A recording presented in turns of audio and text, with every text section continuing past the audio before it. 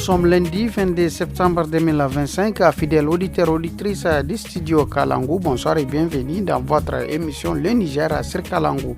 Ce soir, pour la présentation, je suis Habibou Garba, avec moi Salamatou Kadri. Salamatou, bonsoir, comment tu vas? Je vais bien Habibou, bonsoir, et toi? Je vais bien Salamatou, je suis super en forme Salamatou. Et oui Habibou, un clin d'œil à nos amis à la technique, nous avons Lawal Issa, Adam Donwaki et à l'édition. Alors Habibou, qu'est-ce qu'on a au programme? Alors Salamatou, ce soir, comme chaque lundi, dans la partie invitée, nous aurons un entretien sur la journée internationale de la démocratie célébrée le 15 septembre dernier. Ce lundi aussi, c'est le jour de la rubrique justice qui portera ce soir sur la différence entre trafic national et trafic international que prévoit la loi face à ces pratiques. Au programme aussi, Salamatou, nous aurons de la musique à 100% made in Niger. Le reportage des régions nous amène à la rencontre de Amadou Tahirou Daouda, un jeune handicapé non-voyant passionné du métier de journalisme depuis son enfance. Il y aura de l'actualité sportive et aussi loti avec les femmes du studio Kalangu. Voilà, fidèles auditeurs, auditrices des programmes du studio Kalangu, comme annoncé, nous allons commencer notre émission avec la première partie de l'entretien, n'est-ce pas Salamatou? Habibou, en effet, mais avant d'écouter la première partie, nous allons faire plaisir à nos auditeurs avec ce titre Ayubanya du groupe Yana, Yakbi et Nana.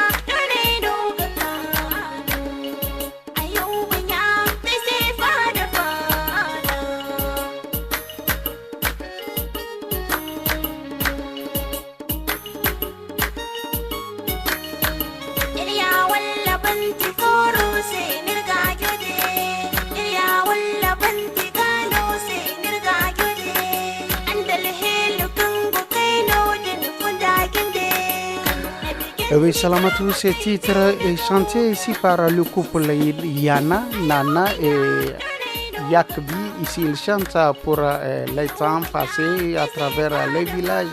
Dans les temps, les jeunes, ils se retrouvent, filles et garçons, pour passer les nuits à la belle étoile.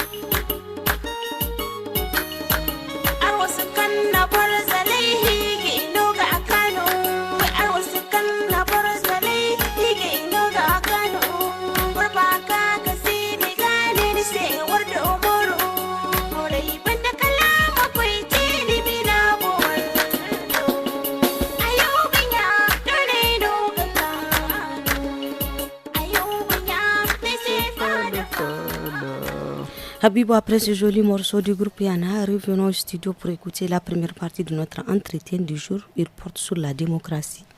Salamatou, le lundi 15 septembre 2025 a passé, c'était la journée internationale de la démocratie, une résolution des Nations Unies visant à encourager les gouvernements à renforcer et à consolider la démocratie. Cette journée intervient dans cette année encore dans un contexte de fort rejet de la démocratie en Afrique de l'Ouest de façon générale.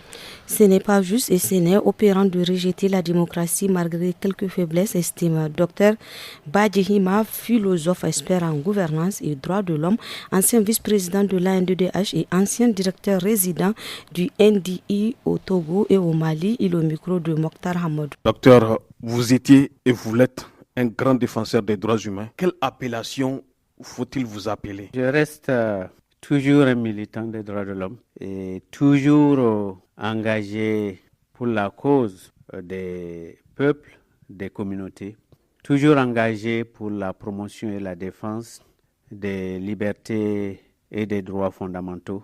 Je reviens au Niger après 16 ans passés à l'extérieur où j'ai aidé à la consolidation ou à la reconstruction de la démocratie dans beaucoup de pays, à commencer par le Togo, ensuite le Mali, avec des missions d'appui ponctuelles à nos bureaux, notamment en Centrafrique, en Mauritanie, et en Côte d'Ivoire, en Guinée, au Burkina Faso. Et j'étais revenu quelquefois au Niger pour appuyer nos programmes au Niger. Et donc, après tout ce que j'ai fait au Niger, comme militant et membre de l'Association nigérienne pour la défense des droits de l'homme, j'ai partagé de l'expérience et l'expérience nigérienne de combat pour la promotion et la défense des droits de l'homme, ce que j'ai fait ici avec mes camarades militants de la société civile nigérienne, je l'ai partagé à l'extérieur. Mais à l'extérieur aussi, j'ai beaucoup pris. J'ai appris beaucoup de choses. J'ai appris à comprendre les dynamiques. J'ai appris à comprendre les lenteurs. J'ai appris à comprendre les fragilités institutionnelles, les fragilités, les lenteurs dans la mise en œuvre des droits de l'homme, dans l'effectivité des droits de l'homme. Et je reviens au Niger avec toujours la force de caractère d'aider un pays qui est en transition. Et je constate bien sûr à la fois les difficultés, mais les difficultés collent aussi, comme le recto et le verso d'une feuille à papier, avec toutes les opportunités de reconstruction. Le maître mot aujourd'hui au Mali, au Niger, au Burkina Faso, c'est la refondation. On peut parler de la refondation, on peut parler de la reconstruction et déconstruction, reconstruction au sens déridien du terme. Mais la situation actuelle nécessite la mobilisation de tous les Nigériens et de toutes les expertises. Et j'ai confiance que, comme je l'ai vu au Mali, comme je l'ai accompagné au Mali, le Niger va mettre en œuvre des réformes profondes, éminemment profondes, je répète encore, éminemment profondes pour consacrer la rupture de l'ordre des choses. L'ordre des choses, comment la cité a été gérée depuis 60 ans, comment le Niger a été géré depuis 60 ans, comment la gouvernance a été depuis 60 ans. Et en constatant, bien sûr, il y a eu déjà des crises, mais je regarde amèrement qu'on n'a jamais tiré les leçons de l'histoire, on n'a jamais tiré les leçons des crises passées. Il nous faut tirer les leçons des crises passées. Docteur Badiahima, la liberté, le respect des droits de l'homme et le principe de la tenue d'élections honnêtes et périodiques au suffrage universel sont des valeurs qui constituent des éléments essentiels de la démocratie. Cette démocratie est-elle un processus objectif? Oui, mais tel que vous la définissez, ce que je viens tantôt de développer montre que l'élection à elle seule ne fait pas la démocratie. Et si vous organisez une élection, quelqu'un est élu, des hommes et des femmes ont élu, ils ne respectent pas les principes démocratiques, ils ne respectent pas les droits de l'homme. Oui, bon, l'élection a donné quoi? Et on a vu beaucoup de crises après les élections. Mais bien sûr, la démocratie, telle qu'elle se définit, justement, son nom de baptême, elle doit être un processus objectif. Elle doit être un processus dépersonnalisé. Mais l'Afrique se cherche de ce point de vue-là. On a vu des élections des plus calamiteuses possibles, des élections des plus frauduleuses possibles ici et là. Et bien sûr, quand vous faites une élection, quand l'élection rate, quand le processus n'est pas crédible, bon, mais il suffit d'un petit coup de vent, les institutions étaient mises en place. Une petite crise peut les amener à s'écrouler parce que l'élection doit permettre de construire et de consolider et de faire en sorte que les institutions soient stables, solides, et j'ai dit autonome, j'ai dit adapté, j'ai dit cohérent pour que le système démocratique soit un système qui régule la société pour évacuer les crises majeures. Il n'y a pas de société sans crise. Mais quand la crise intervient, On veut qu'il y ait des institutions. On veut qu'il y ait des institutions ou des mécanismes formels, habilités et qui peuvent arbitrer de manière objective pour que la justice soit l'élément clé qui arbitre objectivement et de manière transparente entre les citoyens. Et je pense que c'est ça les conditions de la stabilité dans un pays. Après la première partie de notre entretien du jour, nous allons encore souffler en musique, l'histoire de permettre à nos auditeurs de se détendre avant la deuxième partie. Salamatou, qu'est-ce que nous allons écouter? Habib, on va écouter le titre La paix de l'artiste Maliaro et le Gumbe Star.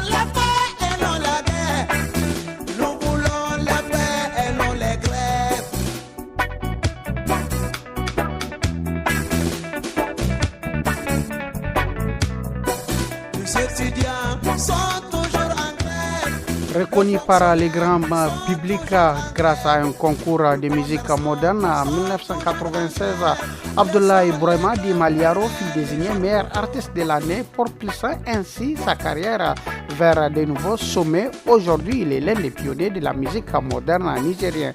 Ces chansons abordent divers thèmes sociaux tels que la paix, l'amour, la solidarité et les préoccupations des sociétés nigériennes. Laissons les graves pour un Niger nouveau.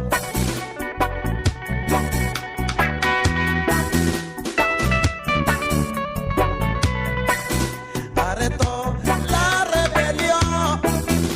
Niger, pays de l'islam. Rebelles déposent les armes.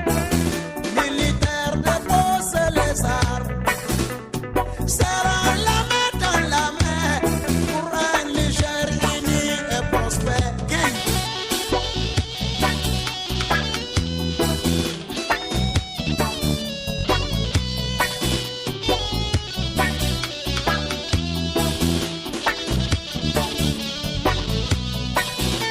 Rébellion dépose les armes, militaires dépose les armes. Serrons la main dans la main pour un Niger uni et prospère.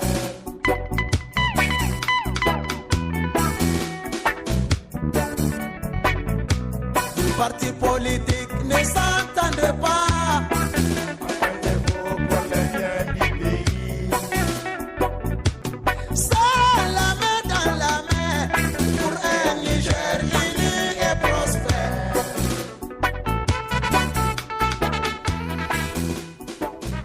Et oui, après cette balade musicale, retrouvons la deuxième partie de l'entretien avec Dr Badjehima. Dans la seconde partie de l'entretien de ce soir, Habibou, pour Dr Badjehima, des efforts supplémentaires doivent être consentis par les Nations Unies en vue de soutenir et d'accompagner les jeunes démocraties naissantes en Afrique pour la promotion, la protection et la réalisation effective des droits de l'homme. Il est toujours au micro de Hamadou Mokhtar. Docteur Badjehima, à son tour, la démocratie devient un environnement naturel pour la protection et la réalisation effective des droits de l'homme. Ce schéma est-il réalisable dans les faits? Oui, mais nous venons presque de faire un bilan sur le plan du continent. Et la démocratie va mal. Et c'est au-delà même du continent, dans le monde. Et aucun continent ne fait exception. Vous avez l'actualité en Europe, vous avez l'actualité aux États-Unis, vous avez l'actualité en Asie, vous avez l'actualité en Afrique. Donc elle va mal. Et parce qu'elle va mal, quand un organisme est malade, il faudra s'organiser pour le soigner, pour le traiter. Et bien sûr que c'est un but réalisable. Il est réalisable. Il y a des pays qui font exception. Pourquoi ils réussissent? Ça veut dire que c'est réalisable sur Terre. C'est à des pays comme le Ghana, le Sénégal, l'Afrique de l'Ouest. Bien sûr. Bien sûr, le Ghana, le Sénégal, à côté. Il y a des pays aussi en Afrique australe, on en parle peu. En Afrique francophone, mais c'est des pays qui sont en progrès. C'est des pays stables, où les mécanismes sont dépersonnalisés. Il n'y a pas un homme à la tête qui embrigade l'ensemble des institutions. Mais on peut aussi dire, au passage, elle n'est jamais parfaite. C'est une construction sur la longue histoire. C'est une construction sur le fond de nos échecs, sur le fond de nos lenteurs. Mais il ne faut jamais baisser l'effort. Et comme je l'ai vu, la mobilisation des Nigériens, je l'ai vécu. Au lendemain du coup d'État. Oui, je l'ai vécu au lendemain du coup d'État des événements de juillet 2023. C'est sans précédent ce que j'ai vu comme mobilisation. Militant inusable des droits de l'homme au sein de la NDDH, j'ai traversé le pays d'Ayoru à Njinjimi, de Niamey à Arlit. Et ce qui s'est passé ces 2 dernières années, c'est sans précédent.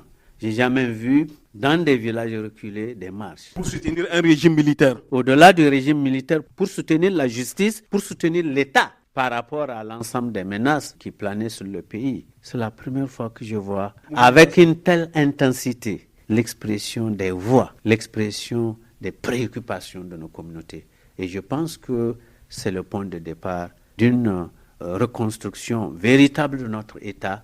Je suis profondément optimiste. Docteur Badjihima, la démocratie tire sa force des citoyens, leur voix, leur choix et leur participation à la construction de leur société. Est-ce réellement le cas en Afrique de façon générale? Mokhtar, vous donnez une définition extraordinaire, très scientifique de la démocratie. La démocratie, c'est pas autre chose que l'expression des voix, l'expression des choix, le respect des choix et la participation à la construction des sociétés. Mais vous dites, est-ce réellement le cas en Afrique de façon générale? Aujourd'hui, on est d'accord, cet entretien établit que ce n'est pas le cas dans le monde aujourd'hui. La démocratie va mal. Mais ce n'est pas parce qu'elle va mal que nous ne devons pas nous mettre debout, vous les médias et nous autres, pour la remettre sur ses pieds, parce que jusque-là, elle avait la tête en bas et les pieds en l'air. Docteur Badjihima, une dernière question. Quel avenir pour la démocratie en Afrique de l'Ouest, dans l'AES et en Afrique de façon générale? Je pense que le soleil qui se lève éclaire d'une lumière crue la misère que nos communautés ont vécue depuis des dizaines et depuis presque un demi-siècle. Et si le soleil qui se lève sur l'AES éclaire d'une lumière crue, ça veut dire que nous devons être tous conscients des fragilités. Nous devons tous être conscients des menaces.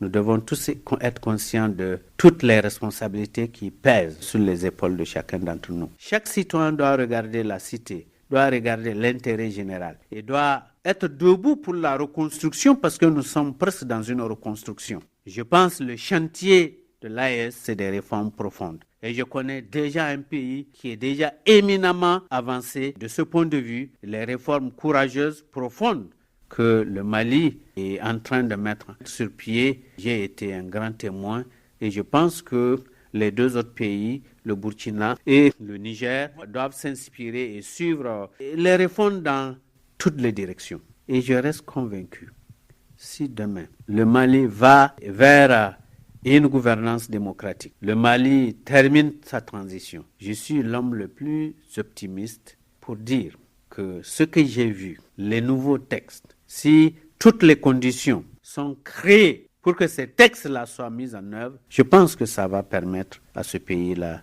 de décoller et de marquer une rupture profonde. Et je l'espère pour le Niger, je l'espère pour le Burkina, je l'espère pour tous les pays africains. Vous avez des questions pour l'équipe de la rédaction de Studio Kalangu? La rédaction vous répond. Posez toutes vos questions sur le travail des journalistes de Kalangu. Sur une actualité diffusée sur Kalangu, n'hésitez pas à laisser vos questions en français, en Hausa, en Fulfulde, en tamashek et en zarma sur notre numéro WhatsApp qui est le 80 06 88 54. Studio Kalangu au rythme du Niger. Fidèles auditeurs, dans la rubrique hebdomadaire Justice, aujourd'hui nous allons voir la différence entre le trafic international et le trafic national.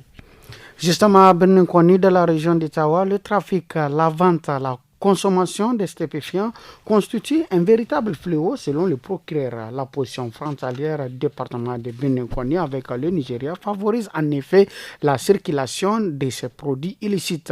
Chaque fois, les forces de défense réussissent à saisir d'importantes quantités de drogue aux mains des trafiquants. Mais quelle est la différence entre le trafic national et le trafic international qui prévoit la loi face à ces pratiques? Élément de réponse avec Boulama Maman Makada, procureur de Kwani, au micro de Asumana Musa Arzika. Shi kalmar kanta tana da gyara mu a gare mu tunda shi in an ce fatauci mu muna ganin sigar nema ne a je a samu halaliya abinda za a ce a sha a samu ruhun asiri. Mu fannin alƙalai muna ga kawai laifi sunansa laifi na amfani da miyagun ƙwaya ko jigila ta miyagun kwayoyi a wannan yanki. Kuma a gaskiyar lamari shine akwai su kusan ma sai mu ce mu a kes da muke samu a nan koti suke kan gaba. Dalilin shi dai wannan jigila tana fitowa ne daga kudu zuwa arewa, wato mu kanmu a matsayin gunduma wasu kayan da ake ɗakuwa ba don su tsaya bane a cikin gundumar mu, don a ƙetara da su ne arewacin ƙasar kuma hal a fita daga cikin ƙasar. Wannan shine jigilar da ake yi. Akan hanya muna samun bulbudin shine yaranmu matasa an waye gari su ma sun dan samu jehi da ake sai da kan hanya har ya kai su da yawa wanda suna cikin ƙarfinsu ba sa iya aiki sai sun sha. Domin a ɗazun wannan ma na samu kamar haka, kuma wannan shine ma abin da ya fi damuwar mu ce matasa Allah ya musu ga karfin kashin su ga lafiya kuma amma ba sa iya amfanuwa sun yi amfani da wiwi ko wani kwayoyi daban don su samu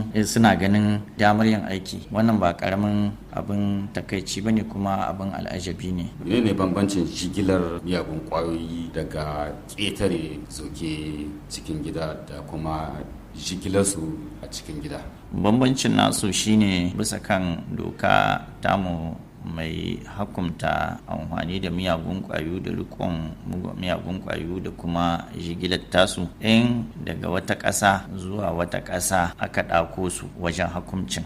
Misali, doka ta ce in za a hakumta a fara daga shekara 10 zuwa shekara 20. Idan ya zamanto kuma a cikin gida ne kawai aka saya ake saidawa, to kaga shi ya kasance bai kai haka ba, daga 1 zuwa shekara 5. Ka gani akwai bambanci sosai ma. To wannan shine bambancin. Wannan yana nihin cewar kowace ƙasa tana da nata dokoki wanda take ɗauka don ta kare al'ummata, ta kare iyakarta, ta kare komi da komi na nata na tattalin arzikinta. Dalilin haka mu ƙasar mu an ɗauki wannan doka don a yi maganin masu yi a cikin gida kuma a yi maganin masu ɗakowa daga wata ƙasa su ka ƙasar mu. To wannan sun himu ne tunda sun gurɓana mana ƙasa, sun gurɓana mana al'umma. A dalilin haka kuma shi ma hukuncin shi ma ya yi tsanani don a yi musu barazanar su bari, wanda za su iya hankali su gane cewar wannan hanyar ta ɓaci sai su sauya wata. Mu dai kala a kawo. To wannan ɗaya daga cikin dalilin da aka ɗauki wannan doka. Wannan shine bambancin. Wanda ya gargaɗi gare ku zuwa ga matasa domin dainawa. Abin da za mu gaya wa matasa shine mu a matsayin alƙalai ba ma jin daɗin a ce kullum ana kama na muna ganin matasa wanda sun kai sun ka kawai ana hakumta su ana tura su gidan kaso. Ba ribar mu bace kuma ba ribar su bace. Chers auditeurs, c'était la notre rubrique hebdomadaire Justice. Habib, maintenant, suivons le reportage rejoint qui nous amène à la découverte d'un jeune handicapé passionné de journalisme. Salamatou, ce soir, nous allons à la rencontre d'Amadou Tahirou Daoud, un jeune handicapé non-voyant passionné du métier du journalisme depuis son enfance. Il étudie à l'école supérieure des sciences de la communication et des métiers ESCOM à Niamey après l'obtention de son baccalauréat en 2023 pour réaliser son rêve. Suivons son portrait avec Ismaël Hassan. L'ambiance va son plein sur les différents marchés de la capitale de Niamey. C'est la voix d'un jeune âgé de 21 ans, de taille moyenne. Son nom est Amadou Tahir Daoud. Il est un étudiant handicapé non-voyant. C'est avec un sourire qu'il nous accueille sur son lieu de stage à la télévision nationale du Niger, sur la 2e chaîne Tal TV. Ce jeune en situation d'handicap est un étudiant en 2e année en journalisme audiovisuel à l'école supérieure des sciences de la communication et des médias ESCOM. C'est après l'obtention de son baccalauréat qu'il a opté pour le journalisme. On l'écoute. Si je peux le dire, c'est une passion pour moi. Depuis mon enfance, je suis les radios, les émissions, la façon dont les journalistes présentent leur journal. Ça me plaît beaucoup, leur façon de présenter. J'ai vu que dans mon milieu, il y a les avocats, il y a les juges, il y a les médecins, mais il n'y a pas journaliste et je me suis lancé. Donc Claude Ousmane Abdou, un de ses encadreurs à Tal TV, estime que Daoud est un jeune ambitieux qui exécute les tâches qui lui ont été confiées avec joie. Daouda, c'est quelqu'un qui participe activement au niveau des réunions de rédaction, très motivé, et parce que quand même, il aime ce qu'il est en train de faire. Et nous avons remarqué, nous avons observé que ce bonhomme aime travailler et nous lui confions vraiment toutes les tâches. La première fois qu'il était venu, nous lui avons confié un reportage. Il n'était pas venu dans un cadre d'observation, mais il était venu pour un stage pratique. Et automatiquement, il était sorti. Il a fait un très bon reportage que j'ai beaucoup apprécié. Et même au niveau de la direction centrale aussi, beaucoup ont aimé et ont apprécié vraiment le suivi qu'il a eu à traiter. Son esprit de cohésion et sa détermination à apprendre le métier du journalisme font de lui l'ami de tous à l'école. Écoutons le témoignage de Hussein Girmay Yasmina et Nofa Garba Moussa, étudiant à l'ESCOM. Daoud, c'est avant tout un camarade très cher. On s'est connus à l'ESCOM et durant les 2 ans qu'on a passé ensemble, je ne peux que dire vraiment qu'il est génial. Malgré son handicap, ça ne l'a pas empêché de poursuivre son rêve, de ne pas se laisser décourager par les critiques et autres. Il propose des sujets vraiment pertinents. Daoud, c'est vraiment le synonyme de courage, de guerrier qui aime ce qu'il fait. Il se donne à fond. Je tiens à l'encourager. Et c'est difficile vraiment d'étudier dans l'état extraordinaire dans lequel il est. Pour moi, en tant qu'étudiant, je le prends comme un exemple. Dans sa famille, la profession du journaliste a toujours reflété le comportement du jeune non-voyant, selon Aminat Toujani, sa mère. Daoud, depuis son enfance, il parle beaucoup. Je lui répète qu'il aime parler, on dirait un journaliste. Il me répond qu'il sera un journaliste, Inch'Allah. Je lui dis qu'avec son état, c'est impossible. Mais il persiste qu'après son bac, il sera un journaliste. Je lui souhaitais le meilleur. C'est lui-même qui a choisi le métier du journaliste. Malgré les obstacles, le jeune Daoud aspire un jour à porter sa contribution dans le paysage médiatique du Niger. Daoud est la traduction de l'expression « vouloir, c'est pouvoir ». Chers auditeurs, si vous venez de nous rejoindre, vous êtes à l'écoute de l'émission Le Niger sur Kalangu. Place à présent la page sport avec Tarnan Foudé Ahmed. Bonsoir Tarnan. Oui, bonsoir Sali, bonsoir Habibou. Bonsoir Tarnan. Tarnan, qu'est-ce qui fait l'actualité sportive ce lundi? Bon, pour ce lundi, nous allons débuter cette actualité sportive avec la Ligue des champions africaine CAF, le premier tour préliminaire match aller. Et nous allons commencer avec les matchs qui ont opposé l'association sportive des forces armées nigériennes, communément appelée ASFAN, à l'Espérance sportive de Tunis, EST, et au stade général Sénikounche de Niamey. La ASFAN du Niger s'est inclinée 3-0 face à l'Espérance sportive de Tunis.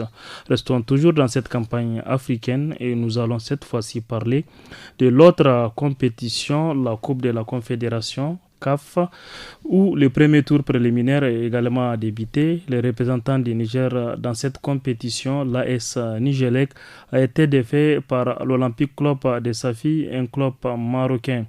Là aussi, il s'agit d'un match aller. Le match retour est prévu le 27 septembre 2025.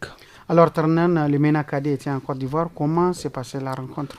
En effet, MENA Kadé a disputé le samedi dernier son premier match qualificatif pour la CAN I20 face à la Côte d'Ivoire au stade Charles Konan Bani de Yamoussoukro, le poulain du sélectionneur Mahamadou Bacharou.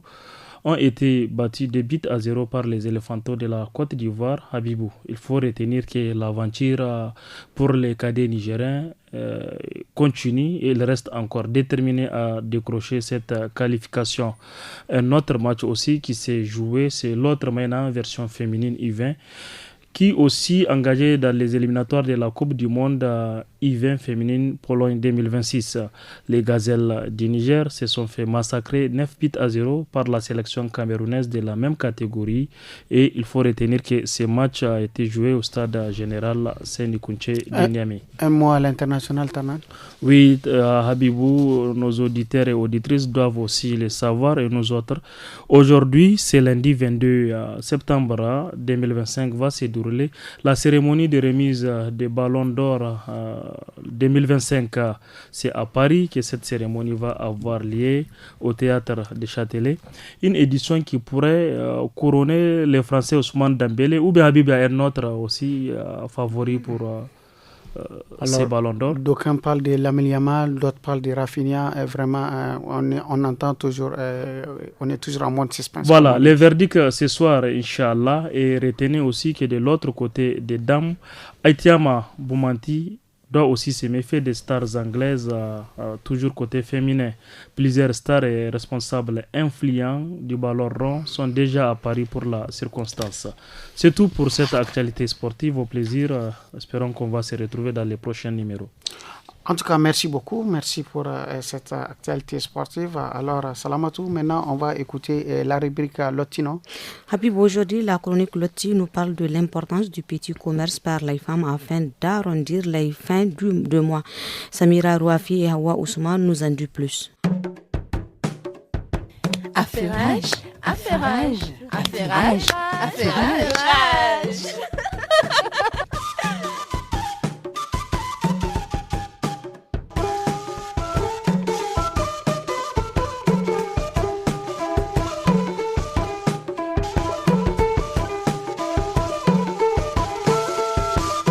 Bonjour ma chérie, comment tu vas? Bonjour ma puce, je vais bien, Dieu merci. Et toi? Je vais bien aussi ma chérie. Comment ça se passe le boulot? Tu as bien fêté j'espère? Dieu merci, la fête fut belle. Espérons de même de ton côté. Elle fut très belle même ma chère. Sauf qu'elle a consommé toutes mes économies. Je me demande même comment je vais faire pour tenir ce mois-ci. Toutes tes économies? Wallahi, je n'ai plus rien. J'ai tout dépensé. La totalité de mon salaire, je te dis. Et toutes mes économies aussi. Attends, qu'est-ce que tu racontes? Explique-moi. Ma chérie, expliquer quoi? C'est ce que tu as entendu, non? Donc toi, tu comptes uniquement sur ton salaire. En dehors de ce dernier, tu n'as aucune autre source de revenus. Non, non, non. C'est ma seule source de revenus, comme ça. C'est avec mon salaire que je fais toutes mes dépenses. Ah, je comprends mieux pourquoi tu as toujours du mal à terminer le mois. Donc toi, ton salaire n'est pas ta seule source de revenus? Bien sûr que non. Tu as oublié qu'à côté, j'ai mon petit commerce. Ne sais-tu pas que le temps où on ne comptait que sur son salaire est révolu? Tu parles de commerce. Ça, c'est pour vous. À peine j'arrive à gérer avec mon argent. Donc comment faire pour faire commerce dedans encore? Qui t'a dit qu'on a besoin de beaucoup d'argent pour faire du commerce? Explique-moi même. De nos jours, il suffit juste d'avoir un peu d'argent et te lancer dans un commerce, Fadima. Ah, je vois. C'est vrai. J'ai remarqué que maintenant, de plus en plus, beaucoup de femmes font des commerces hormis leurs travaux. Bien sûr, maintenant les femmes deviennent de plus en plus entreprenantes avec de très bonnes initiatives. Vraiment, merci beaucoup pour ces conseils. Je m'y mettrai dès maintenant. Je t'en prie. Tu sais, non seulement cela te permettra d'arrondir tes fins de mois, mais te servira également à beaucoup d'autres choses. Je te remercie vraiment, ma belle. Je t'en prie. Je te laisse, je retourne à mon bureau. D'accord, ma chérie. Merci beaucoup. Je t'accompagne dans ce cas. Ah, vous là, vraiment, vous êtes très malin. Et moi, je vais commencer à faire ce commerce-là. En tout cas.